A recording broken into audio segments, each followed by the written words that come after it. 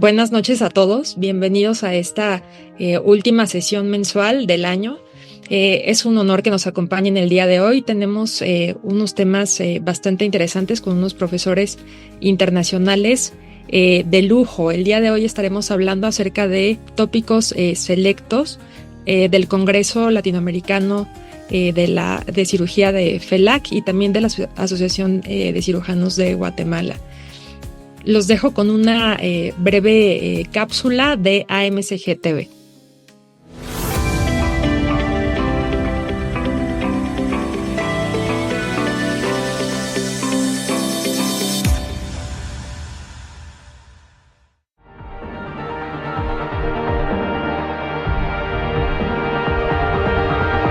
Con el Premio Nobel de Medicina 2025.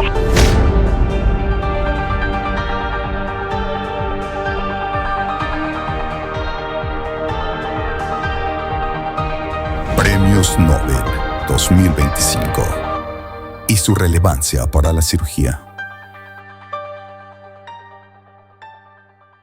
En esta edición de AMCG TV queremos dedicar un espacio a un tema que rara vez se aborda en cirugía, pero que tiene implicaciones profundas en nuestra práctica clínica: los premios Nobel, específicamente el Nobel de Fisiología o Medicina 2025.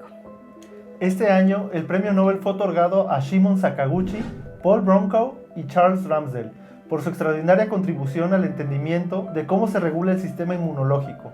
Sus descubrimientos han transformado la biología moderna y abren nuevas fronteras para la práctica quirúrgica.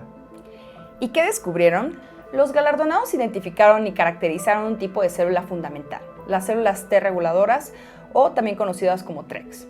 Esas células actúan como un freno natural del sistema inmunológico. Su función es evitar que el cuerpo se ataque a sí mismo, lo cual es esencial para prevenir enfermedades autoinmunes y mantener un equilibrio en el sistema inmunológico.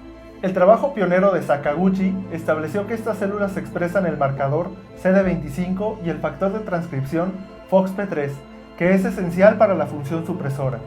Posteriormente, Bronkow y Ramsdell descubrieron las mutaciones en FOXP3 que dan lugar a síndromes graves de autoinmunidad como el síndrome IPEX, confirmando el rol central de este gen en la inmunorregulación. Aunque a primera vista pudiera parecer que este descubrimiento pertenece sobre todo al sistema inmunológico básico, su implicación en cirugía son profundas. Totalmente. Las TREGs son esenciales en áreas quirúrgicas clave como trasplante de órganos, cicatrización y respuesta inflamatoria postoperatoria, cáncer y cirugía oncológica, así como enfermedades autoinmunes que requieren tratamiento quirúrgico.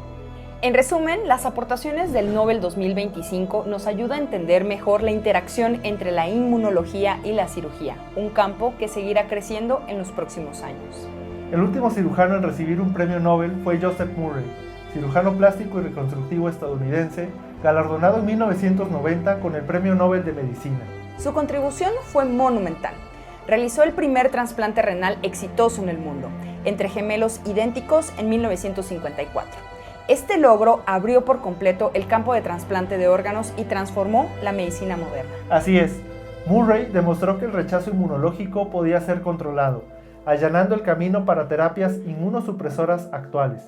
Su trabajo marcó la unión definitiva entre cirugía e inmunología, un puente que justamente los Nobel de 2025 han fortalecido aún más con la investigación en células T reguladoras.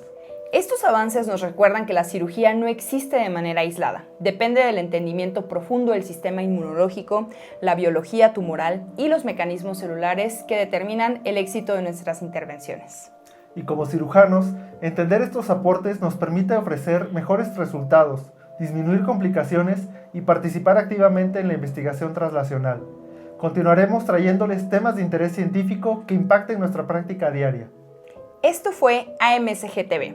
Nos vemos en el siguiente capítulo. Yo soy Katia Bozada. Y yo soy Flavio Díaz. Hasta la próxima.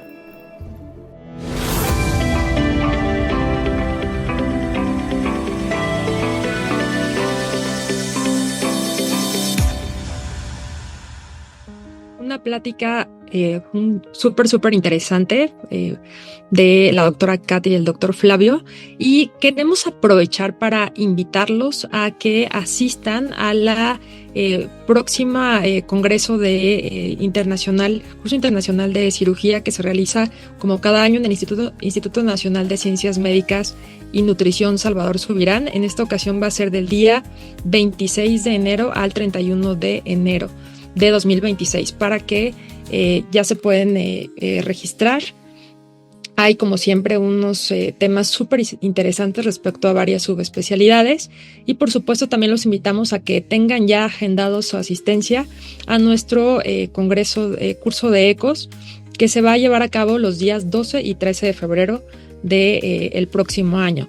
Y también uno de los nuevos proyectos que actualmente la gestión del doctor David Velázquez tiene es la primera reunión nacional de investigación en cirugía, que se va a llevar a cabo el día 14 de febrero en el Hotel Hyatt Regency.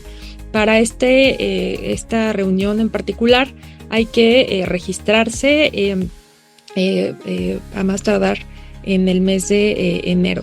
Y por supuesto queremos aprovechar el espacio para invitarlos a la sesión mensual para residentes de la Asociación Mexicana de Cirugía General, que también es un proyecto que se está realizando a partir de esta gestión del doctor David Velázquez. En esta ocasión van a estar hablando acerca de prurigo paraneoplásico. Va a ser un tema súper interesante, del día 8 de enero, también a las 7 de la noche. Muy bien, y en esta ocasión, el día de hoy, tenemos a unas verdaderas personalidades de la cirugía internacional. A nombre del doctor David Velázquez, de la Asociación Mexicana de Cirugía General, de la doctora Karina Sánchez, coordinadora de estas sesiones mensuales, y de su servidora Adriana Santos Mansur, le vamos a dar la bienvenida a el doctor Estuardo Behrens, que él es el presidente actual de la Federación Latinoamericana de Cirugía. Nos acompaña el día de hoy, ya que en el pasado mes de julio, en la ciudad de Guatemala, se llevó a cabo el 51º Congreso de la Asociación de Cirujanos de Guatemala y el 36º Congreso de la Federación Latinoamericana de Cirugía. Es por ese motivo que nos están acompañando el doctor Estuardo Behrens como presidente de FELAC y el doctor Eric Soto como expresidente de Asocirgua. Doctor Estuardo Behrens, un honor, muchísimas gracias por aceptar nuestra invitación, y me gustaría que nos dirigiera unas palabras a los asociados que están en línea. Bueno, pues muchas gracias, doctora, muchas gracias a la Asociación Mexicana de Cirugía General por la oportunidad que nos dan de poder estar en esta oportunidad, pues abriendo este precioso evento. Yo creo que estos ecos, este tipo de sesiones son muy importantes. Quiero contarles que el 26 Congreso de la FELAC, junto con el 51 de la Asociación de Cirujanos de Guatemala, fue un éxito rotundo. Pudimos divertirnos, compartimos muchísimo. Aquí está Rubens, aquí está Lulú, aquí está Carlos, que van a ser los que van a participar en la noche. Yo solamente pues agradecer el espacio de estar aquí. Quiero contarles que hoy fue lanzado ya el segundo boletín de FELAC. Por favor, revísenlo, véanlo. Los invitamos también a que revisen la página web, que ha sido relanzada nuevamente después de tantos años. Así es que, doctora, muchas gracias por la oportunidad que nos dan de poder estar aquí. Para mí es un honor compartir aquí. Ya te vi, Elenita linda, muchas gracias por tu apoyo de siempre. Que Dios les bendiga, buenas noches, un saludo. Muchísimas gracias, doctor Behrens. Al contrario, el honor es para nosotros. Gracias por estar acá. Y a continuación le pediría al doctor Eric Soto, como expresidente de Asocirgua, que fue durante su gestión cuando se llevó a cabo este congreso, si nos puede regalar unas palabras para los asociados antes de presentar a nuestros profesores del día de hoy. Muchas gracias, doctor Eric. Buenas noches a todos. Es un honor el haber sido invitado, el ver a caras conocidas. Considero que como cirujanos pues prácticamente somos hermanos, no importa de qué país seamos. Estoy muy feliz de haber compartido este viaje con Estuardo Behrens, el cual nos llevó a una gran felicidad, un gran éxito. Les comento que fueron meses difíciles pero bonitos a la vez, porque los extraño, de planeamiento, de discusiones, de imaginarnos cómo va a ser este evento. Nuestro evento, pues obviamente lo humanitario, solidarizar a toda Latinoamérica, que gracias a Dios nos acompañaron todos los países, y desde hacía aproximadamente 28 años que no se hacía un congreso de esta magnitud en Guatemala. Entonces era una gran responsabilidad la que teníamos los dos grandes equipos que trabajamos, uno liderado por el doctor Estuardo Benes y el de la asociación de mi parte. Así que bienvenidos, tratamos de exaltar nuestra cultura porque estamos orgullosos de donde venimos, y eso es algo muy bonito porque de ahí nuestras raíces nos develan que siempre deberíamos de ser hermanos, de cuidarnos, de que la cirugía también estuvo desde antes. Así que les agradezco mucho. Espero yo acompañarlos algún día, y felicidades para todos. Doctor Eric, muchísimas gracias. También es súper significativo que nos acompañe el día de hoy. Y a continuación les voy a presentar a nuestro primer ponente. Está con nosotros el doctor Rubens Salum de Brasil. El doctor Rubens nos va a hablar acerca de manejo quirúrgico de las hernias hiatales gigantes en mínima invasión y en la era robótica. El doctor Rubens es profesor de cirugía digestiva de la Facultad de Medicina de la Universidad de Sao Paulo, Brasil, así como director del Servicio de Cirugía de Esófago del Hospital das Clínicas, también de la Facultad de Medicina de la Universidad de Sao Paulo. Y también es coordinador del Grupo de Cirugía de Esófago del Hospital Rede d'Or, que no sé si se pronunciaba así, doctor, pero muchísimas gracias por estar con nosotros. Vamos a poner su presentación. Muchísimas gracias. Hola amigos de la Sociedad Mexicana de Cirugía General. Vamos a hablar hoy con usted acerca de las grandes hernias hiatales, lo que hacemos con estas grandes hernias, en especial en la época de la cirugía robótica. Vemos que quiero me presentar. Yo soy Rubens Salum de la Universidad de São Paulo en Brasil. Acá estamos en el servicio de cirugía de esófago con el Hospital de los Casos Benignos. En este otro edificio, nuestro Cancer Center, en nuestro grupo de motilidad esofágica en este edificio, y ahora nuestro grupo de entrenamiento en cirugía robótica. También estamos en 8 de los 74 hospitales de la Rede d'Or, la mejor clínica privada de Brasil, en más 8 en São Paulo, Campinas y Río de Janeiro. Bueno, vamos a hablar acerca en especial de las grandes hernias, el tipo 3 y el tipo 4, cuando también otros órganos adentran al tórax. En nuestro grupo, más de 50%, cerca de 50% de las hernias hiatales operadas son con más de 5 centímetros. Por esto es tan importante en nuestro grupo estas grandes hernias. Y podemos tener los pacientes sin síntomas, aquellas con síntomas en especial de reflujo gastroesofágico y otros con síntomas de obstrucción o encarceración. Hay un trabajo antiguo que prevé que 4 en cada 5 pacientes se benefician de la estrategia de observación, pero que debemos estudiar muy bien esos pacientes para ver si no tiene casos de torsión de volvo gástrico, que son los casos que debemos operar. Y por supuesto, los casos muy sintomáticos, en especial aquellos con encarceración o obstrucción, deben ser operados.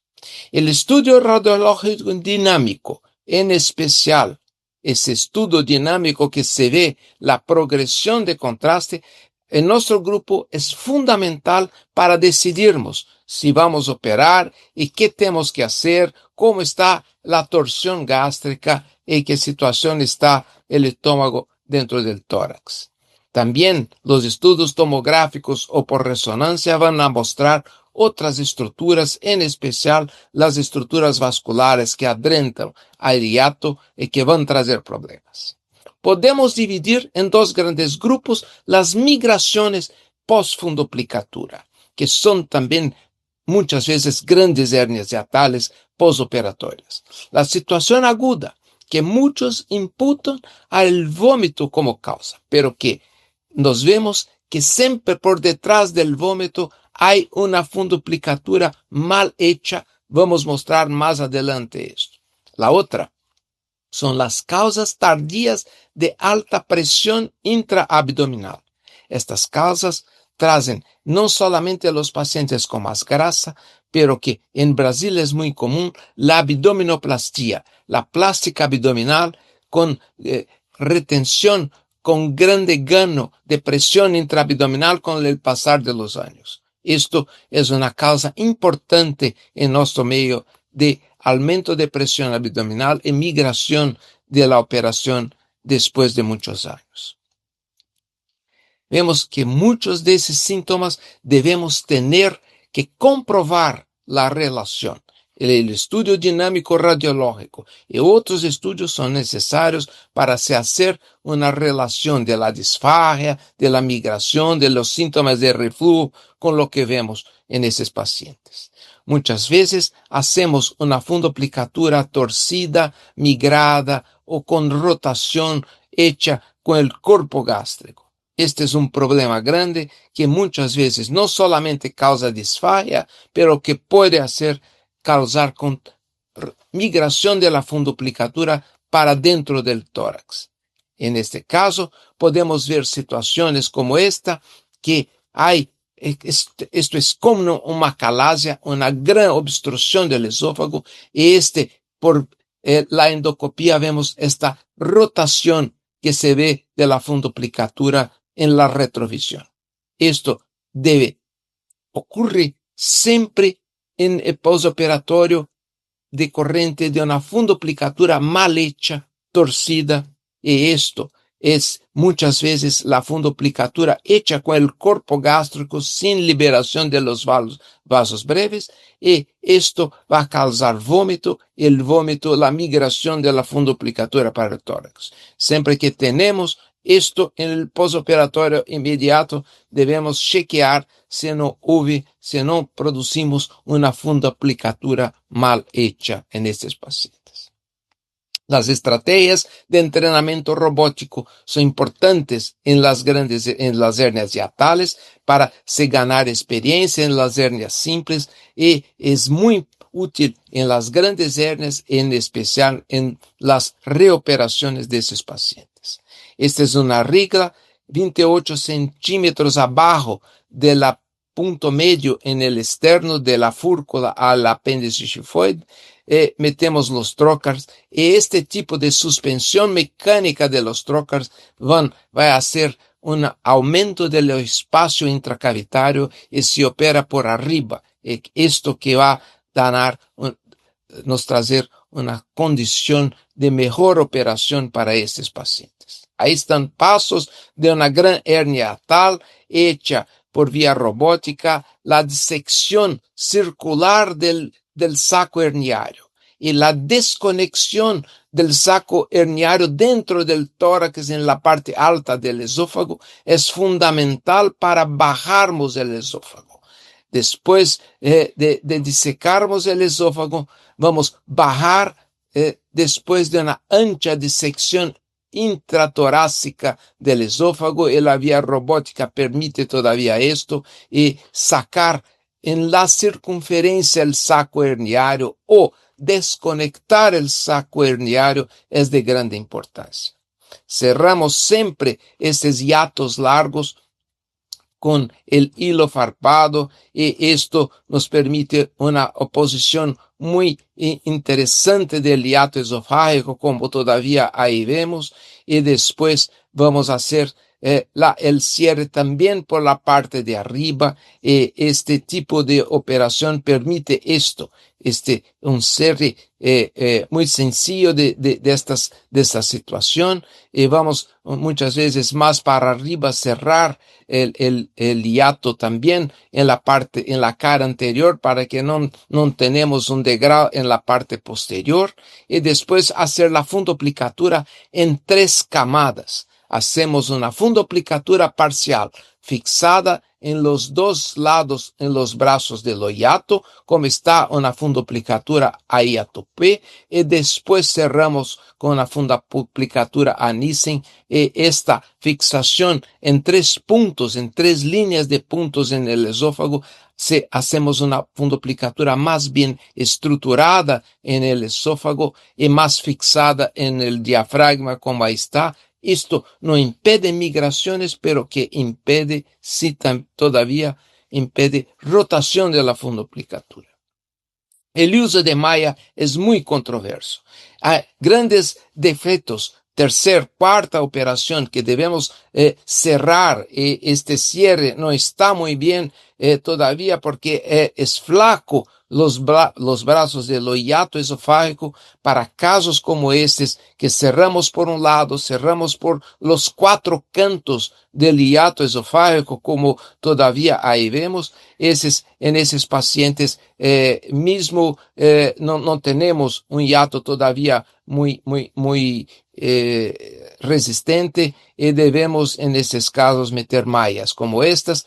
Son mallas sintéticas, absorbibles. Preferimos estas para no causar problemas, o fixadas en formato de U, como ahí está, o en formato de C invertido, como vamos a mostrar todavía para frente.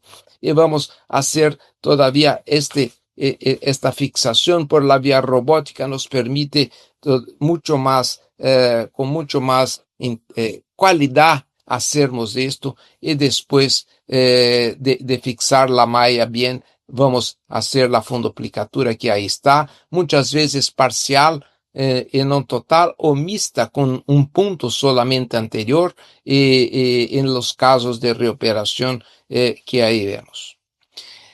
Otras veces, ahí vamos a ver otros tipos de malla que vamos a hacer, que vamos a fixar en casos de reoperación. Disecar bien el esófago intratorácico, podemos ver el vago, podemos disecar bien de la aorta, de las adhesiones que tenemos alta en el mediastino. La vía robótica permite todavía bien esto, y ahí está más una vez el cierre del hiato, y vamos a fixar por un lado, fixar la cara anterior, y todavía vamos a meter ahí una malla en C, también absorbible, sintética, en C invertido, como ahí está, y una fixación bien hecha, como se puede ver por la vía robótica. Es mucho más fácil y cómoda que por la vía laparoscópica, de se fixar bien esta malla en todas posiciones del hiato esofágico, y no metemos todavía malla en todos los casos. En pocos, en casos más seleccionados, vamos a escoger lo que hacer y cómo meter esas mallas, y ahí está la fundoplicatura montada, y vamos a hacer también fixadas en el hiato, fixadas en el fundo gástrico, por un lado, por el otro, y después algunas veces cerrar con un puntito en el medio. En los casos de reoperaciones es más común hacernos fundoplicatura total, parcial o fundoplicatura mixta, como ahí vamos a ver. Ahí más una camada de puntos, haciendo a la fundoplicatura parcial en 3 camadas de punto. Y estos son los tipos, las posiciones de las mallas.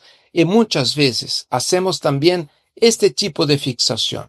Cuando hay una torsión órgano-axial del estómago, el fundo gástrico sube para arriba dentro del tórax, hacemos la fundoplicatura en la pared lateral izquierda del paciente, de la grande curvatura, por después de la arcada de la grande curvatura. Esta fixación en toda pared lateral permite que el estómago se quede más fixado en el abdomen, y no se produce esta rotación de nuevo del estómago para dentro del tórax. Tipos distintos del cierre del hiato y tipos distintos de fundoplicatura.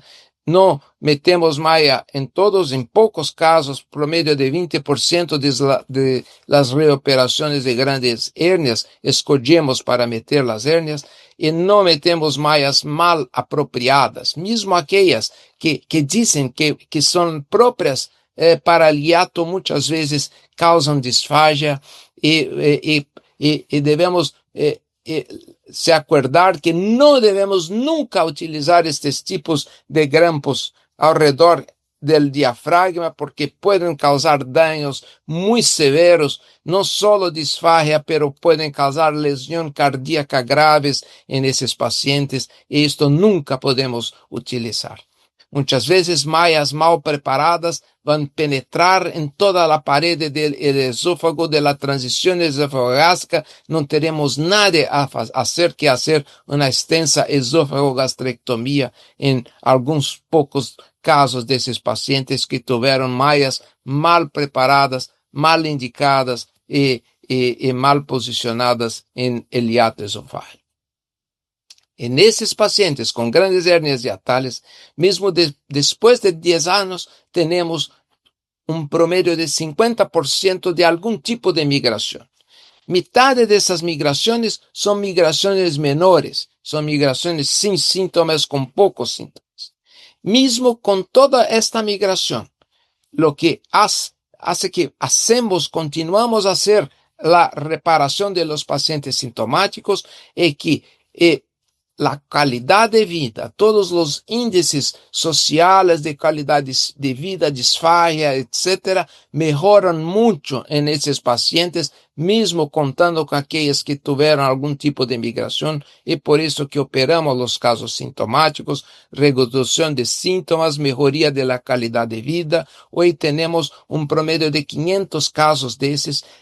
La mayor número de casos robóticos son de reoperaciones de grandes hernias hiatales, y lo que vemos en nuestra casuística es que mismo en las reoperaciones, mismo con más de 6-7 horas de operación, 0 de transfusión, 0 de conversión, 0 de mortalidad y 0 de complicaciones operatorias mínimas o graves. Entonces se muestra una operación robótica muy segura para hacernos estas reoperaciones y las grandes hernias hiatales. Y esto vemos también en la literatura un creciente aumento de indicación de esos casos con estas metaanálisis de la vía robótica contra la vía laparoscópica y todo lo que la vía robótica proporcionó en muchos grupos, por ejemplo, grupos que hacían muy colisnicing con la vía laparoscópica,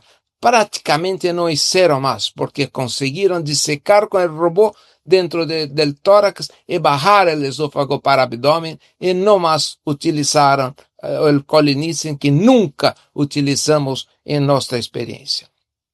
Muchos casos como que paciente que tuvo una gastrectomía total por una torsión del estómago intratorácico y después la operación hecha de merendino migró toda para el tórax y el paciente se encontraba afágico.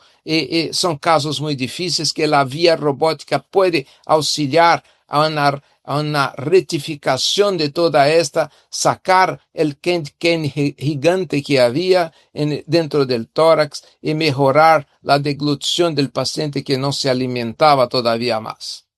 En conclusión, gustaría de decir que la observación de los pacientes asintomáticos debe ser criteriosa bajo un buen estudio que no muestre torsión, que no muestre problemas graves de esas grandes hernias.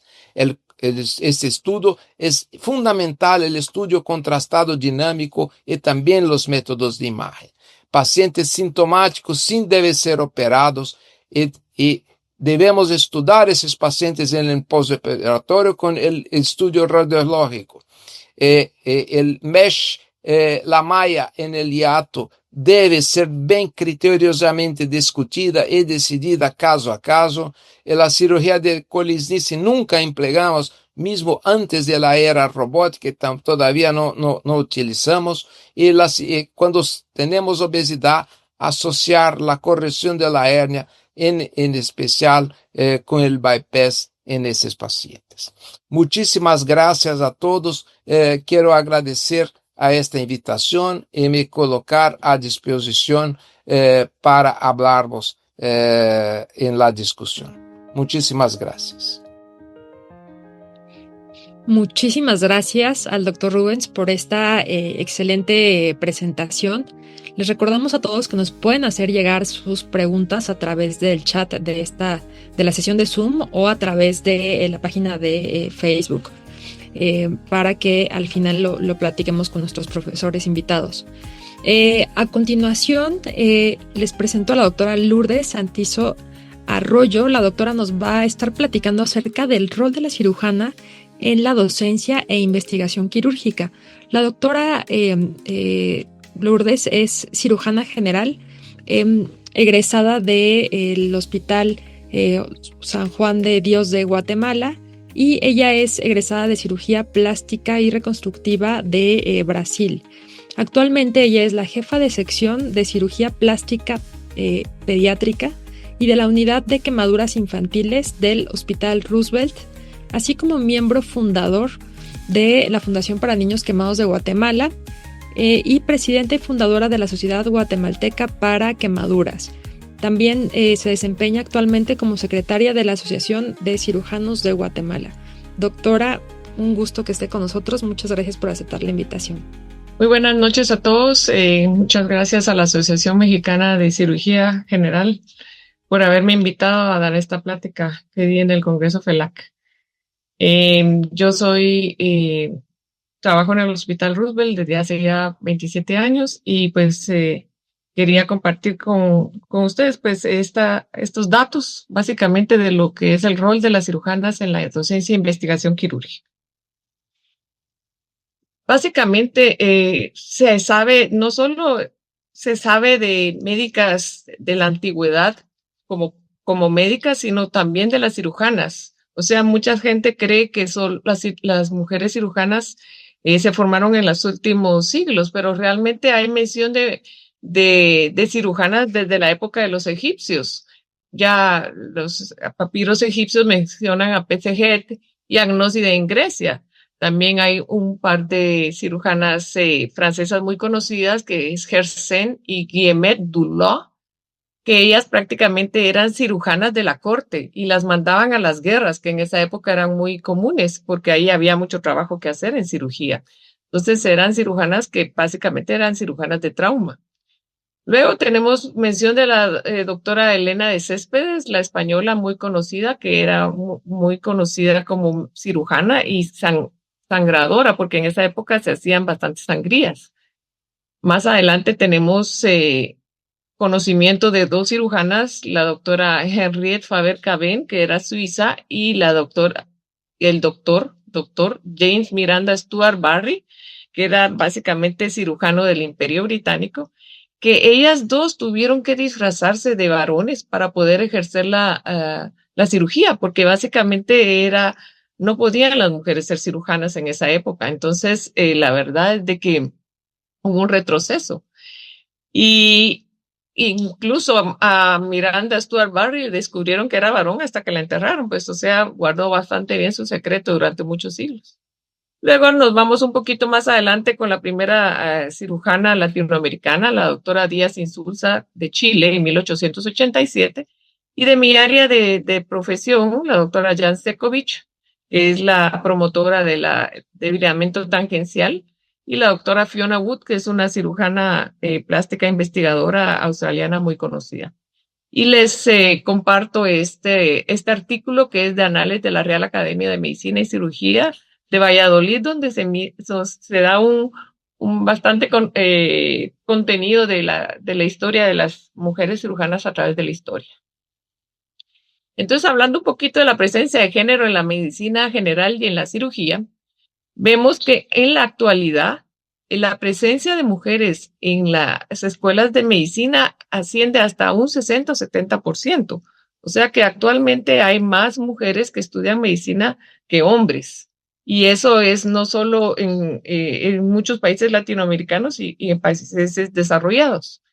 En el área quirúrgica, básicamente las residentes mujeres están de entre un 35 a un 40%. Eso es un avance desde hace décadas, porque no era así hace unas tres décadas. Entonces ahora se ha visto un avance. Sin embargo, sí sabemos que la mayoría de médicos actualmente en el mundo son mujeres, pues este porcentaje debería ser un poco mayor.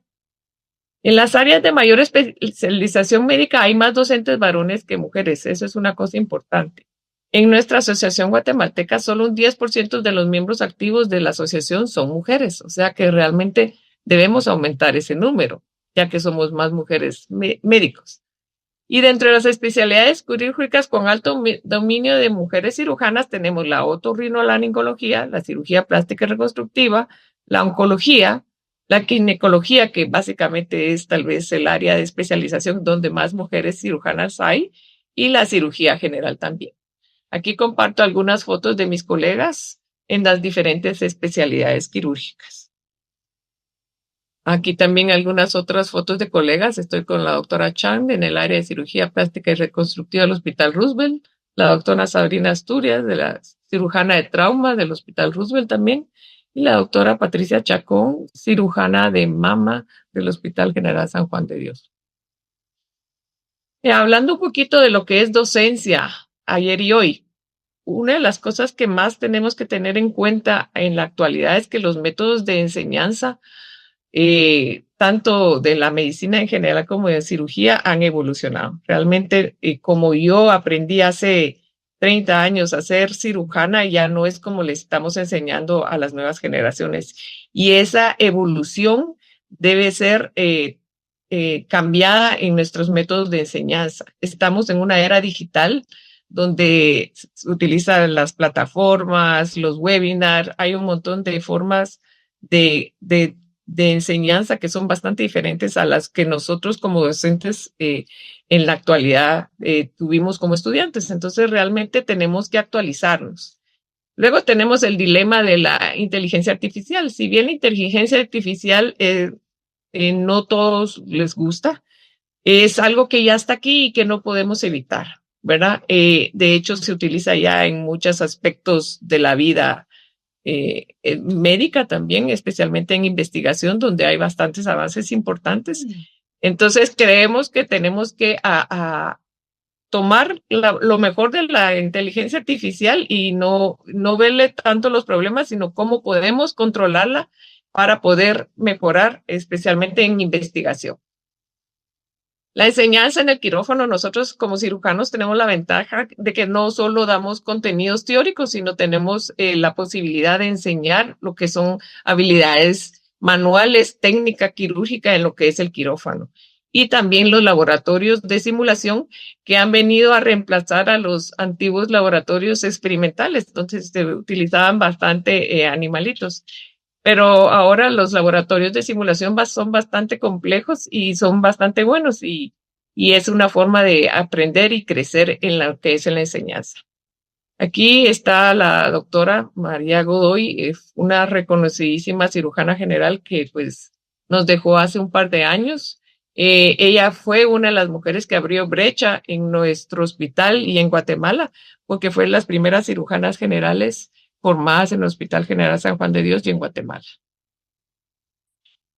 Pues básicamente, ¿qué tenemos que hacer? Pues nosotros como docentes, tenemos que ver todas las estrategias posibles para poder llevar el mensaje no solo a nuestros alumnos, sino también al público en general y también para hacer política, porque nosotros necesitamos del apoyo de las autoridades y de los políticos para que se hagan normas y leyes que nos apoyen.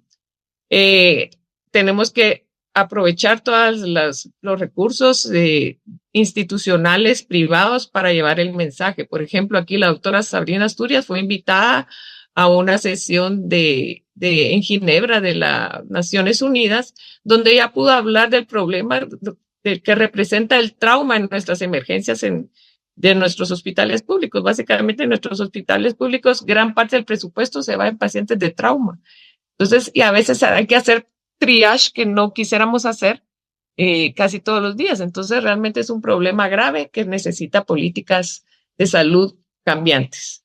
Luego aquí estoy yo dando un curso de ABLS, que básicamente la atención básica del paciente quemado, utilizando la plataforma digital del Ministerio de Salud Pública y Asistencia Social para llegar a más estudiantes. La doctora Chacón es docente en la Universidad Mariano Galvez y ella pues tiene estudiantes de pregrado y también es posgrado en el San Juan de Dios y pues también utiliza sus webinars y sus charlas directamente. Otra de las cosas en las que tenemos que enfatizar como docentes pues son los cursos que se dan adicional a todos los que son los contenidos de los pensos de cirugía general. Por ejemplo, el famoso ATLS, que es el curso de trauma que ya pues está dando en varios países de Latinoamérica. El curso de atención inicial de paciente quemado, que es el ABLS. También hay otros cursos de hernias, de laparoscopía. O sea, todos estos cursos nosotros debemos fomentar a que nuestros estudiantes puedan realizarlos porque son parte de su formación como para tener una formación más completa. Obviamente hay que facilitarles, especialmente a los estudiantes, los costos de estos cursos y darlos en los congresos para que puedan, los estudiantes puedan tener acceso a ellos. Uno de mis profesores, el doctor Marco Antonio Peñalonso, escribió un artículo muy bonito en la revista de la Asociación de Cirujanos de Guatemala, donde él mencionaba que entre los principios básicos para formar a los cirujanos están estos 6. Recordemos siempre que tenemos que dar el ejemplo. Si no damos el ejemplo, ¿cómo vamos a exigirle a nuestros estudiantes que lo hagan? No solo a través de llamadas, sino haciéndolo uno mismo. Las residencias de cirugía generalmente requieren un gran grado de exigencia y dedicación, tanto desde el punto de vista emocional, físico, son cansadas y eso a veces hace que haya mucha deserción entre los estudiantes en los primeros años. Entonces, tenemos que apoyarlos porque la verdad es de que en las residencias quirúrgicas, especialmente en las mujeres, son bastante complicadas porque a veces tenemos roles como la de la maternidad, que en una residencia es bastante complicado. Crear ambientes propicios para aprender. A las mujeres especialmente hay que evitar problemas de acoso, problemas de discriminación. Tener siempre espíritu crítico hacia nosotros mismos como docentes y como estudiantes. Siempre tenemos que ver en qué podemos mejorar, en qué podemos hacer las cosas mejor. Y nunca como estudiantes ni como docentes dejar de aprender, porque las actualizaciones deben ser para todos. Voy a compartir algunos datos globales de investigación, que es uno de los puntos más importantes de esta plática. El 72% de los investigadores a nivel mundial, los investigadores científicos en general, son varones. Y eso hace una brecha muy grande con las mujeres.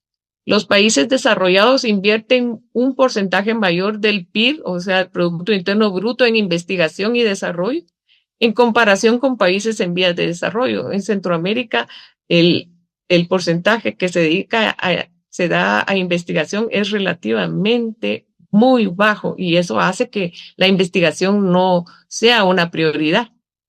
Los países desarrollados tienen entre 5,000 y 7,000 investigadores por millón de habitantes. Eso es 225 veces más en Guatemala. El número de investigadoras en América Latina y el Caribe ha aumentado paulatinamente en las últimas décadas. Sin embargo, la mayoría de ellas no tienen puestos de decisión ni de alta jerarquía científica. Este es un reporte de la UNESCO que se llama GOSPIN, volumen número 6. Entonces, realmente, si bien más mujeres están entrando en el área de investigación, no tienen puestos de decisión. ¿Qué podemos hablar de la situación en México? Estuve investigando un poquito. La situación es bastante similar que en otros países de Latinoamérica. Más mujeres se gradúan en licenciaturas y maestrías en Guatemala, hasta un 53%, y más varones estudian doctorados. Entonces, realmente en mi país el problema es que si bien las mujeres están llegando más a licenciaturas y maestrías, no pasan a los doctorados. La mayoría son varones. O sea que la mayor porcentaje de educación terciaria en las mujeres no se está traduciendo en mayores avances en investigación científica ni creación de nuevas tecnologías. Guatemala es el país de América Latina más rezagado en investigación liderada por mujeres y desafortunadamente tiene el índice global más alto de brecha de género en cuanto a educación, economía, política y salud. Entonces, realmente nuestra situación estamos bastante retrasados, hemos mejorado muchas cosas.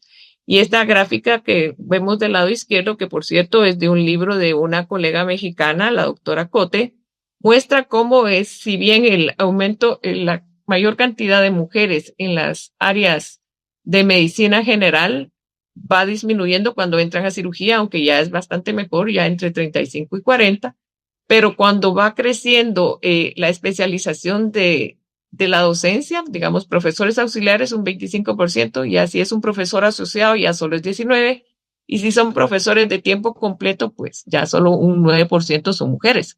O sea que es básicamente, se corresponde a esta estadística que dice que si bien tenemos más mujeres en licenciaturas y maestrías, no tanto en investigación y docencia. En México, las mujeres representan alrededor del 37% del Sistema Nacional de Investigadores, del sistema SNI, y lo cual ellos consideran un avance bastante importante hacia la equidad. Sin embargo, aún falta mucho por hacer.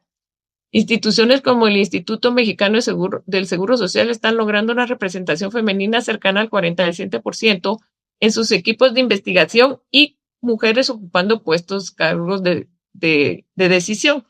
Entonces, esto sí es una de las cosas que hay que hacer. No solo deben aumentar en la investigación, sino en los cargos de decisión. Sin embargo, por ejemplo, este artículo de la analista Gabriela Katterberg dice que escribió un artículo que se llama "El quirófano sigue siendo cosa de hombres". Entonces ella menciona que si bien han habido avances en cuanto a la investigación y el número de cirujanas que se están graduando, el número de cirugías, incluso en países avanzados, realizados por mujeres, es bastante menor que el realizado por hombres. Entonces, si estamos viendo que más mujeres son cirujanas, porque no estamos viendo un número mayor en el número de cirugías que se están realizando por mujeres. Entonces, estas son cosas que hay que ya analizar por país, por institución y por hospital. Les recomiendo este libro que se llama Historias de Éxito, que se llama La mujer en la cirugía general, escrito por la doctora Lila Cote Estrada, una doctora mexicana, donde hay bastante estadísticas en cuanto a la situación actual de las cirujanas en México y cómo han logrado avances a través de las últimas décadas. Entonces, haciendo un resumen, ¿qué hacer para promover más la investigación entre las mujeres? Hay varios factores. Uno, debemos crear ambientes propicios para la investigación, facilitar los procesos para realizar investigación. Yo he hecho algunas investigaciones con fondos nacionales y la verdad es que la burocracia es tan compleja y tan asfixiante que a veces eso lo desanima a uno. Entonces, si bien la investigación debe ser bien supervisada, los procesos para poder investigar deben facilitarse. Los países deben invertir más fondos estatales y privados en investigación, deben ser más altos. La publicación debe ser parte de la formación de los estudiantes de pregrado y de los estudiantes de posgrado. También tenemos que incentivar a que más mujeres entren a doctorados, porque ahí es donde se realiza más investigación. Y tenemos que fomentar la sororidad entre las colegas. La sororidad, pues básicamente es apañarnos las mujeres, apoyarnos las mujeres entre nosotras, porque a veces hay mucha competencia entre las mujeres, pero la sororidad es importantísimo para que esto logre avanzar. Quería compartirles algunos ejemplos de algunas cositas que hemos logrado hacer. Por ejemplo, este es el Registro Latinoamericano de Quemaduras. Es un proyecto multicéntrico de investigación que estamos realizando entre 6 países. Ahí estamos los 6 países 3 de Sudamérica y 3 de Centroamérica. Básicamente se creó una plataforma para ingresar información epidemiológica, clínica y quirúrgica de los pacientes quemados que ingresan a nuestros diferentes centros. Nosotros tuvimos el honor, pues, de ser seleccionados en el Hospital Roosevelt para este plan piloto que termina ahorita el 31 de diciembre y se presentarán los resultados el año entrante, pero la verdad es de que para hacer investigación necesitamos plataformas y registros confiables. Y la verdad es de que no tenemos. Hay muchos países avanzados que tienen estos registros, entonces la investigación es fácil de hacer, pero cuando uno tiene que ir a revisar registro por registro médico, entonces la investigación se hace muy complicada. Entonces, este registro latinoamericano de quemaduras es un ejemplo de lo que se puede lograr si cooperamos entre varios países. Estos son los países y los institutos que ingresaron a este estudio. Tenemos apoyo de la Universidad de Chile, la Pontificia Católica de Chile, la OPS, y también pues nos ayudaron los registros de quemaduras de Australia y Nueva Zelanda. También tuve la oportunidad de presentar un estudio de investigación que fue el uso de piel de tilapia para heridas y quemaduras. Se presentó en una sesión de la Asociación de Cirujanos de Guatemala hace un par de años y este año lo pude presentar en una actividad de científicos de diferentes áreas. Entonces, la idea es tratar de que más mujeres se involucren en el área de investigación en salud y en cirugía. El ingreso de nuevas técnicas y nueva tecnología es vital para que las investigaciones avancen en cualquier lugar. Esta es, les estoy poniendo ejemplos básicamente de mi área porque esa es la que más conozco. Esa es una nueva tecnología de injertos cutáneos que se llama la técnica de MIC, que si ustedes pueden dar cuenta son microinjertos que se ponen, básicamente estamos sembrando piel ahí y estos microinjertos crecen y así de esta forma podemos abarcar mayores áreas de superficie corporal con menores áreas donadoras. Entonces, esta técnica se está volviendo el gold estándar en vez del el injerto mallado, que tenemos que sacar más injertos más grandes para poder cubrir las mismas áreas. Entonces, en el Hospital Roosevelt tuvimos pues básicamente la bendición de que un donante nos regaló este equipo y estamos trabajando en esta tecnología y pues más adelante presentaremos un estudio de investigación con respecto a esto. Básicamente todo debemos investigar y publicar. No solo es presentar trabajos a nivel de congresos, sino publicarlos. Nosotros tenemos esta revista guatemalteca de cirugía que ya lleva muchos años. Estas dos doctoras, la doctora Aguilera y la doctora Karen Girón, pues han sido editoras de esta revista y muchos de los cirujanos en nuestro país presentan sus trabajos a este nivel. Y también tenemos aquí al lado izquierdo las entidades en mi país que fomentan la investigación, que es el FONACYT, que es el Fondo Nacional de Ciencia y Tecnología, apoyados por el AECID de España y la OEI.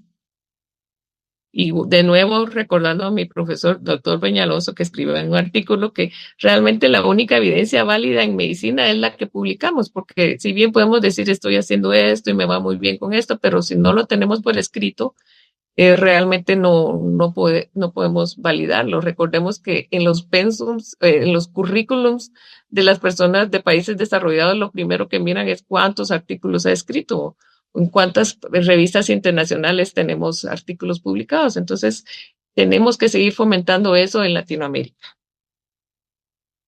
Nuestros retos que nos quedan por hacer es fomentar la investigación y la publicación en las y los estudiantes de posgrados quirúrgicos, porque realmente, si bien muchas universidades les piden que hagan un estudio para poderse graduar, ese estudio no se publica en ninguna revista ni en ningún sitio que pueda ser indexado. Entonces, realmente esos estudios de investigación deben dar un salto cuántico para mejorar. Adaptarnos a las nuevas tendencias educativas y de formación entre los nuevos cirujanos, tomando en cuenta las nuevas tecnologías de la era digital y de la IA. Tenemos que tener una mayor participación de mujeres en organizaciones o instituciones que promuevan la investigación y el desarrollo tecnológico. y que tengan poder de decisión. Y tenemos que impulsar políticas públicas para invertir más en investigación y en salud. Quiero terminar recordando de este doctor brasileño famosísimo, Paulo Freire, docente, enseñar no es transferir conocimiento, es crear la posibilidad de producir. Muchas gracias. Muchísimas gracias, doctora Lourdes Santiso, por esta pues súper interesante plática. Muchas felicidades por estos proyectos de cooperación internacional que tiene, que no es nada sencillo, y por todos estos pues buenos consejos y herramientas que nos da para pues fomentar la docencia y la investigación, tanto en cirujanas como cirujanos. Mil gracias. Y a continuación, les recuerdo que si tienen alguna pregunta, nos las hagan llegar a través de los diferentes canales que ya conocen. Y les voy a presentar a nuestro último ponente, que es el doctor Carlos Alejandro Arroyo Basto. El doctor nos va a hablar acerca de prevención de la disrupción de vía biliar. El doctor es jefe de servicio de cirugía hepatobiliar del Hospital Rebagliati de Lima, Perú, así como miembro del equipo de trasplantes para adulto y pediátrico del mismo Hospital Rebagliati, así como tutor de internado de la Universidad Peruana Cayetano Heredia y presidente de la Sociedad de Cirujanos Generales del Perú. Doctor, muchas gracias por acompañarnos el día de hoy. Adelante. Muchísimas gracias a la Asociación Mexicana de Cirugía General, en su presidente, el doctor David Velázquez, de usted, doctora Santos, y de la doctora Sánchez, que con mucha pena no nos está acompañando hoy. Les traigo el saludo desde mi país, desde Perú. Muchas gracias por la presentación. Permítame compartir pantalla. Les vengo a hablar un tema bastante conocido, pero creo que es interesante, un tema de refrescar un tema interesante como cierre de estas lindas charlas que se han presentado, las que me han antecedido. Y el título es Prevención de lesión postquirúrgica de la vía biliar, un tema bastante cotidiano en cualquier congreso de cirugía o jornada de cirugía. Yo soy el doctor Carlos Arroyo Basto. Y empiezo esta charla con estos hitos. 27 de marzo del año 77, 2 de octubre del año 96 y 1 de junio del 2009. Y quizás estas fechas podrían parecer que son hitos de la cirugía o de la cirugía que marca la lesión de vía biliar, pero debajo de estas fechas hay unos números, 583, 70 y 228. Y entonces, el 27 de marzo del año 77, se produjo el accidente aéreo más importante o con más fallecidos en la historia del mundo. Fueron 2 aviones que se estrellaron en tierra, eso se llama incursión en pista, con 583 fallecidos, lamentablemente, en el aeropuerto de Los Rodeos en Tenerife. El 2 de octubre del año 96, una línea aérea ya extinguida de mi país, Aeroperú, que hacía el vuelo de Chile desde Lima a Santiago, se cayó en el mar de nuestro país, en el Callao, con 70 personas fallecidas. Y el 1 de junio del año 2009, 228 personas fallecen en un avión de una línea aérea muy conocida y muy famosa como es Air France, en el viaje que hacían de Río de Janeiro a París. Todos estos accidentes aéreos, para los que nos gusta o nos apasiona la aviación, tiene un denominador común, que es la desorientación y la confusión. Desorientación y confusión fue lo que ocurrió en esos 3 accidentes, lamentablemente. Y eso es lo que ocurre cuando nos enfrentamos muchas veces a cirugías como esta. Quiero compartir este video. ¿Está escuchando? Bueno, este video es el video de una cirugía vesicular, quizás una vesícula un poco pequeña, ¿no? Podríamos decir que es un poco pequeña, está traccionada quizás no tan del fondo, un poco alineada hacia la línea media, y vemos el surco de Rubiera a la izquierda. Y vemos cómo el cirujano está utilizando una pinza de Maryland y aísla una estructura tubular. El cirujano considera que es el conducto cíclico hacia el Hooke, pelas el peritoneo de un lado, nos aparece una serie de vasos no tan frecuentes, digamos, en la anatomía vesicular. El cirujano sigue disecando, ¿no? Diseca más y ya se queda con la estructura tubular en algo de vascularización y empieza a colocar clips de polímero, ¿no? Coloca un clip de polímero, luego va a colocar dos más, en el entendido que ese es su vía biliar, en el entendido que eso es de conducto tipo, ¿no? Y eso es lo que muchas veces, con algunos matices, puede ocurrir en un gran número de pacientes. O sea, las lesiones de vía biliar ocurren fundamentalmente en pacientes de los cuales a veces no hay demasiada inflamación local. Está colocando en tercer clic.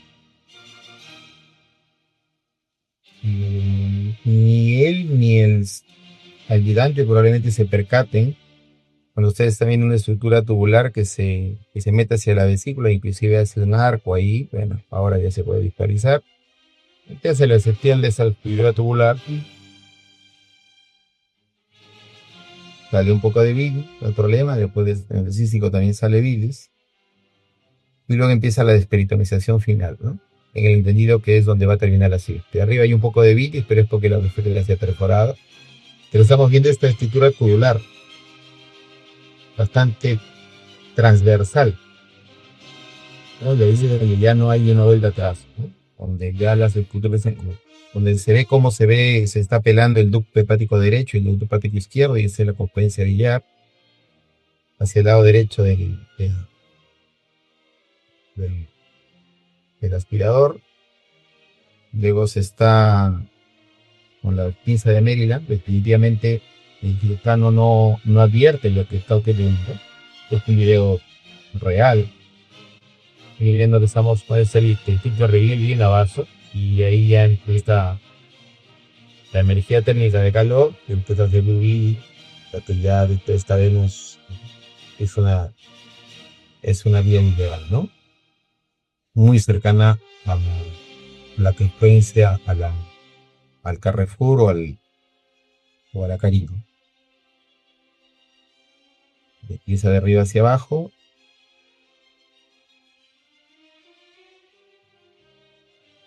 Definitivamente es un ambiente bastante extraño para una cirugía vascular, pero es lo que ocurrió en este paso, ¿no? Colocan un clip adicional.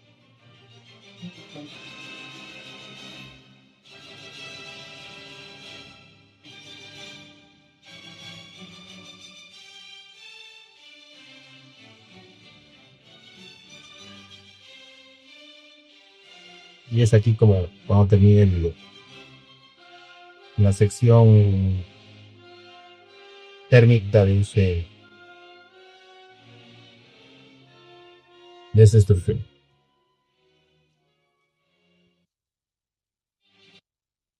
La agenda que tenemos para ahora rápidamente es diagnóstico situacional, impacto de una lesión de vía biliar, puntos de referencia a tener en cuenta, el tema de la prevención y algunos desafíos. En realidad, este acontecimiento genera mucha mortalidad. Hay muchas colecistectomías que se hacen en el mundo. Hay entre 750.000 a 1 millón de colecistectomías que se hacen en países como Estados Unidos, donde hay una estadística importante.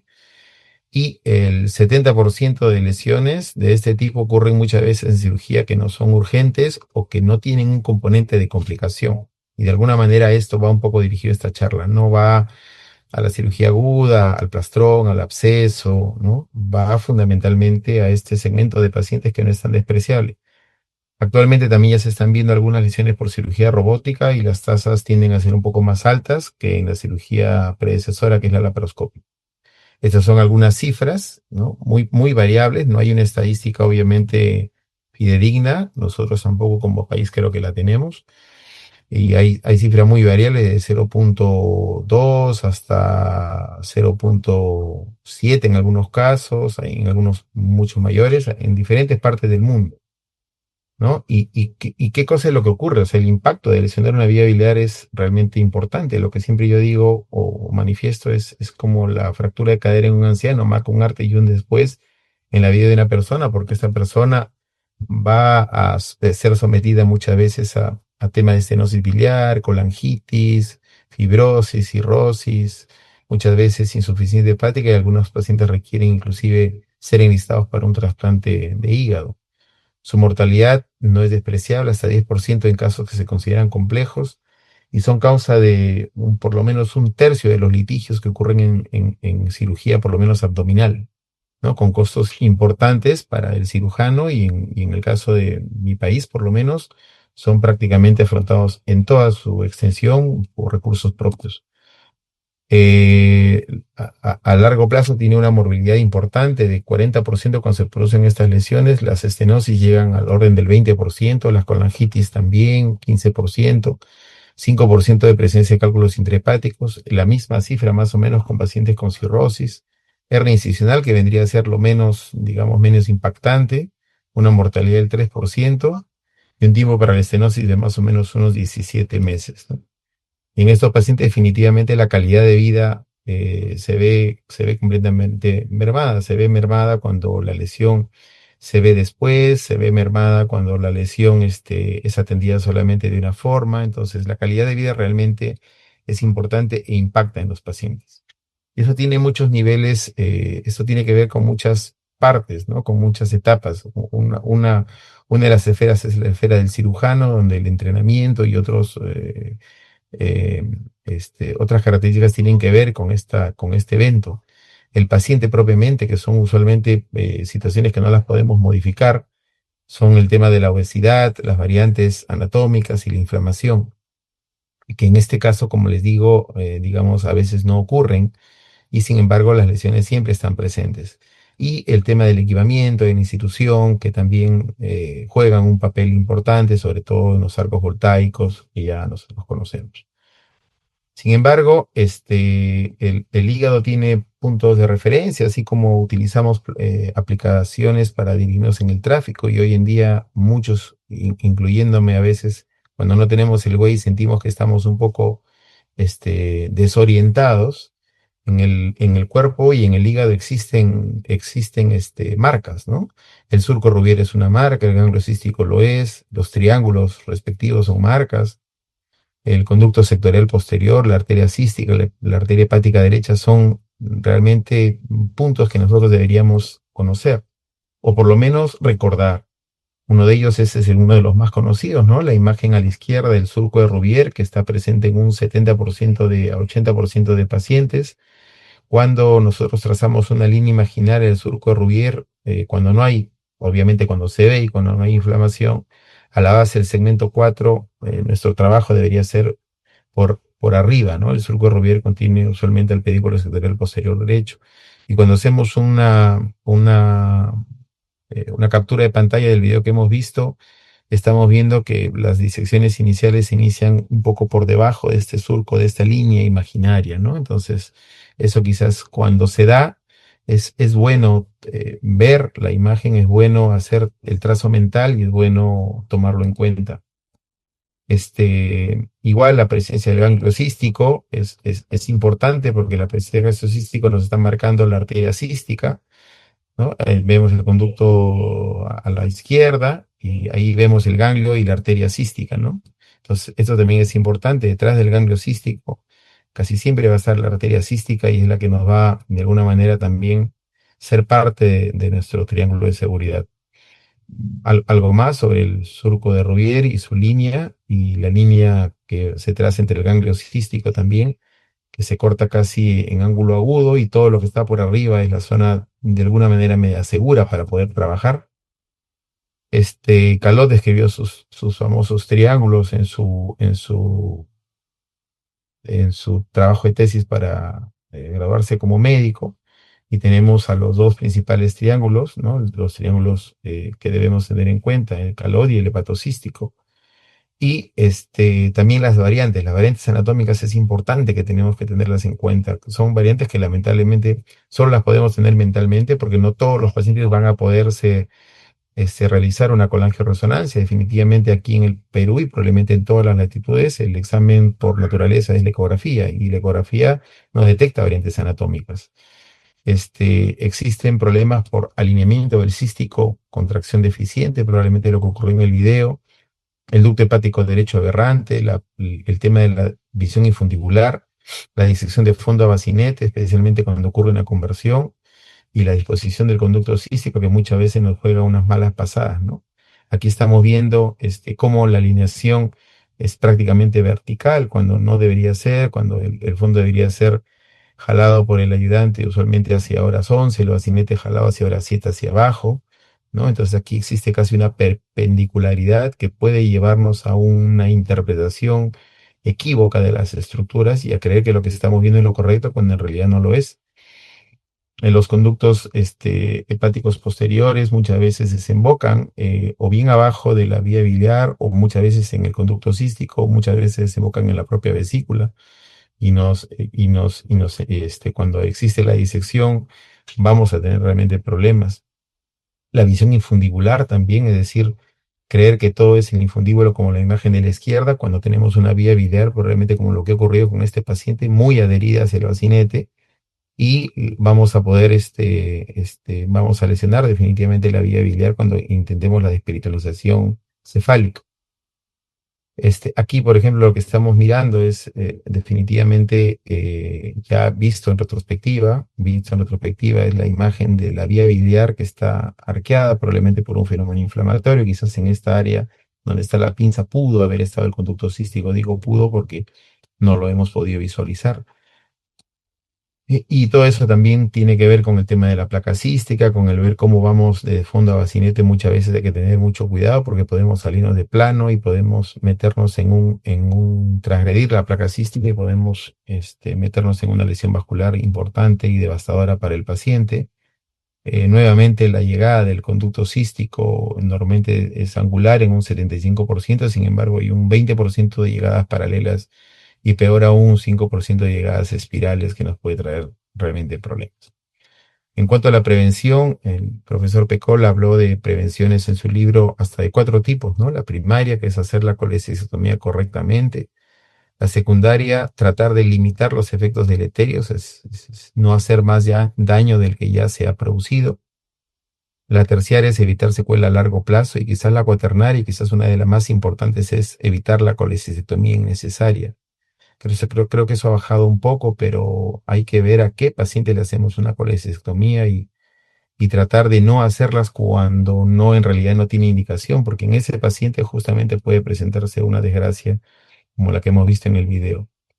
Existen puntos, existen parámetros, el conducto biliar, el surco Rubier, como lo hemos repetido, la arteria hepática, la fisura umbilical, el duodeno, eso está graficado en las imágenes que tenemos ahí a la izquierda, nuevamente la base del segmento 4, la línea que discurre del surco de Rubier, nos tiene que hacer pensar en parámetros que realmente tenemos que tomar muy en cuenta para un correcto inicio de disección. Sages o Seiges tiene pues su plan de colecistectomía segura. Esa es una estrategia, hace muchísimos años está en los libros y en los artículos, que es la visión crítica de seguridad, es reconocer la anatomía no habitual, graficar la vía biliar, hacer uso de colangiografía, generar la pausa quirúrgica para tomar decisiones y estar de acuerdo todo el equipo. Eso ya es a veces un punto de no retorno. Reconocer si hacemos colecistectomía o no. No necesariamente tenemos que salir con la vesícula en la mano. Creo que esa es otra de las cosas que tenemos que reconocer y podemos hacer la maniobra de rescate que ya todos conocemos, y pedir ayuda no necesariamente es un demérito. En estudios en el mundo, por ejemplo, en ese estudio donde se hicieron más de 1000 colelabs, ocurrió casi un 1.7% de lesión de vía biliar, de compleja un 0.6%. 65 videos de los pacientes con colecistectomías complicadas fueron analizados. Los cirujanos reportaron que se había hecho visión crítica de seguridad en el 80%, sin embargo, cuando se revisaron los videos, lo real es que se había hecho solamente en un 10%, y en los pacientes en los cuales se produjo la lesión de vía biliar, en ninguno se había alcanzado la visión crítica de seguridad, ¿no? Definitivamente, ese es un gran problema, es un gran problema en el mundo de los parámetros de visión crítica de seguridad. Probablemente el que menos hacemos es la desperitonización del tercio de la placa cística, ¿no? Que es lo que al final vamos a hacer. Eso es lo más, digamos, anecdótico de todo. Lo tenemos que hacer para hacer la colecistectomía, pero muchas veces dejamos de hacerlo, ¿no? En este caso, si comparamos la visión crítica de seguridad con la izquierda, no tiene mucho que ver con la imagen de la derecha, que es una captura del video. Nuevamente aquí el tema del conducto cístico, el uso de la colangiografía es en algunos países o en algunas zonas de algunos países, como por ejemplo Argentina, se hace una colestectomía a todo paciente que se hace una colangiografía a todo paciente que se hace una colestectomía. En países como el mío, la colangiografía es muchas veces a demanda y en algunos lados todavía tenemos problemas por temas administrativos para poderla realizar, pero en general es a demanda. Raramente se hace de manera cotidiana. El punto de no retorno de la pausa no es importante, es que todo el equipo esté correcto y convencido de lo que va a hacer, porque probablemente después de ese corte ya no va a haber mucha vuelta atrás con esta cirugía. Y definitivamente no es en el contexto que están viendo ahorita de colestitis aguda o de cirrosis con o sin hipertensión portal, que son cirugías bastante retadoras, una vesícula en porcelana, un síndrome de Mirice o un paciente con extrema obesidad, sino que muchas veces pasan en el 70-80% de pacientes que no tienen ninguna de estas 5 características, ¿no? Y ese quizás lo más anecdótico, por decir, del tema. Existen muchos factores que nos llevan a producir estos problemas, son los factores cognitivos o los sesgos cognitivos, los sesgos de confirmación, la disponibilidad, la excesiva confianza, el tema de la experiencia, ¿no? A veces una experiencia limitada o a veces una experiencia, digamos, ya muy, muy importante que nos hace confiarnos de lo que estamos teniendo al frente en la pantalla. Y el tema del equipo y la comunicación, que tiene que ser una comunicación efectiva. Se traslapa mucho con la aviación. La aviación también ha crecido en base a accidentes como los que hemos comentado en la segunda diapositiva, donde antes en la cabina se generaba una jerarquía y el copiloto no podía espetar lo que el capitán podía decir, ¿no? Hoy en día existen recursos de cabina y conversación que les permite tomar decisiones consensuadas y mucho más efectivas, y creo que lo mismo se traslada a un escenario quirúrgico. Hay algunos trabajos donde se están viendo más injurias sobre la laparoscopía con cirugía asistida por robot, y eso también hay que tomarlo en cuenta. Existe lo que se llama el coaching quirúrgico, ¿no? Que es acompañar a cirujanos que lamentablemente han tenido, porque todos hemos tenido, vamos a tener en algún momento una lesión de vía biliar, y en un afán no punitivo, sino de revisión de videos y hacer un feedback con cirujanos que tienen experiencia para poder compartir, ver los lugares donde se produjo el problema, qué cosas podemos mejorar, y que estos mismos cirujanos puedan reproducir este coaching. Esto mejora la confianza del cirujano, no tiene una acción punitiva y realmente me parece una situación bastante interesante. Hay lamentablemente muy poca implementación sistemática de la visión crítica de seguridad. Creemos que la hacemos muchos y probablemente pocos la hacemos. Existen pocos centros de referencia, estoy hablando netamente de mi país en particular, para reparación inmediata, ¿no? Falta de entrenamiento muchas veces estructurado en colestectomías difíciles. Esto es un tema que México lo está trabajando muy bien, y acompañar y educar para no repetir situaciones complicadas, ¿no? Realmente estoy terminando esta charla con estas dos citas, que cada cirujano debe hacer mucho esfuerzo para prevenir una lesión de vía biliar durante una colecistectomía, sea esta abierta o sea laparoscópica o sea robótica. Y la colecistectomía no debe considerarse una operación menor, debe recibir la atención que merece, ya que la mayoría de las lesiones iatrogénicas o postquirúrgicas de esta vía biliar ocurren durante una colecistectomía sencilla. Termino, pedir permiso a la doctora Sánchez, no sin antes poderlos invitar a nuestra jornada en marzo del año 2026, del 11 al 13 de marzo, que vamos a tener en Lima, Perú, en el Hotel Sheraton, donde entre otras cosas tenemos el día 10 el curso precongreso de trasplante con donante vivo, donde hay 20 colegas de talla mundial que nos van a visitar. Muchísimas gracias por su atención. Doctor Arroyo, muchísimas gracias por su presentación. Si gusta dejar de compartir pantalla. Tenemos muchas, especialmente felicitaciones del público, agradecimiento por sus 3 extraordinarias ponencias. Y dentro de las preguntas que se repitieron un poquito más para el doctor Rubens, nos preguntan diversos cirujanos, En el caso de hernias y atales gigantes, cuando el defecto es muy grande, que los pilares se desgarran fácilmente, además de lo que platicábamos de la malla, ¿alguna otra recomendación o estrategia que se pudiera implementar durante la cirugía?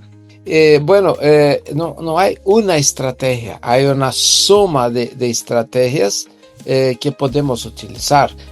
Muchas veces cuando tenemos los pilares muy flacos que no se aproximan, muchas veces cerramos por un lado, por otro, como vimos en uno de los videos. Otras veces nunca metemos la malla en punta, esto nunca funciona. Algunas veces podemos hacer la rotación de un flap de diafragma de arriba para abajo. También el segmento lateral izquierdo del hígado, que se puede bajar para junto del pilar, del brazo izquierdo del pilar, y fixar, cubrir la cara anterior, fixar el estómago en los pilares y en la cara lateral izquierda, como yo mostré. Y también el colon se puede fixar ahí, se tiene ascensión del colon. Metemos muchas veces en esos pacientes el botox, la toxina botulínica, en la pared lateral, como se hacen muchos grupos de México para las hernias incisionales.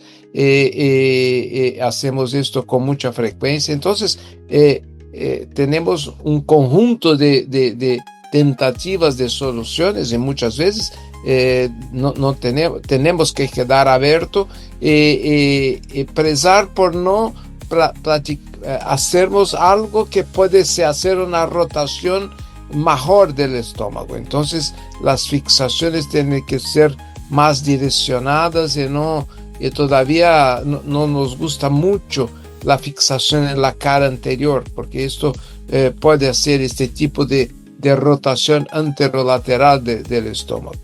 Entonces son caso a caso. Utilizamos todas estas opciones para intentar cerrar, siempre intentar cerrar con a veces también incisiones relajadoras en el músculo. También puede ser una opción, pero que felizmente esto es poco frecuente.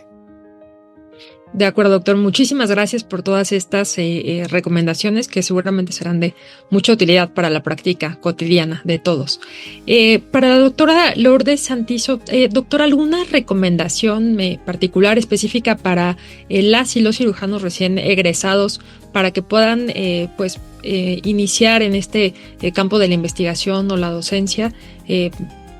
¿Algo que les quisiera recomendar?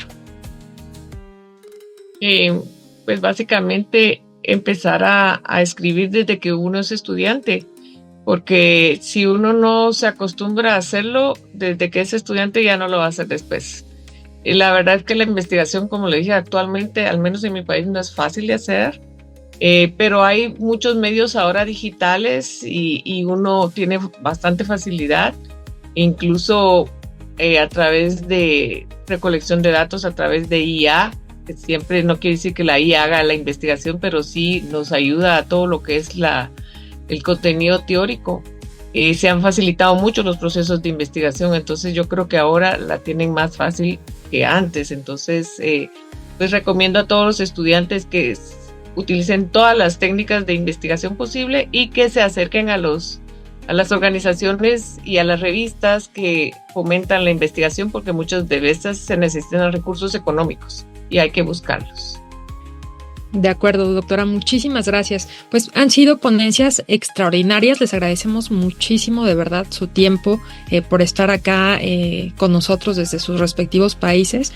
Hay varias preguntas, entonces me parece que ya nos hicieron favor de compartir su correo para si hubiera alguna pregunta más específica, porque por temas de tiempo ya no podemos hacer algunas otras, pero si lo pudieran dar su correo, doctor Arroyo, por si hay alguna pregunta como más específica, y aprovecho el espacio para invitarlos a nuestra siguiente sesión mensual, que será el día 22 de enero, también a las 7 de la noche, y vamos a estar hablando acerca de temas que se dieron en el Congreso del American College of Surgeons de este año.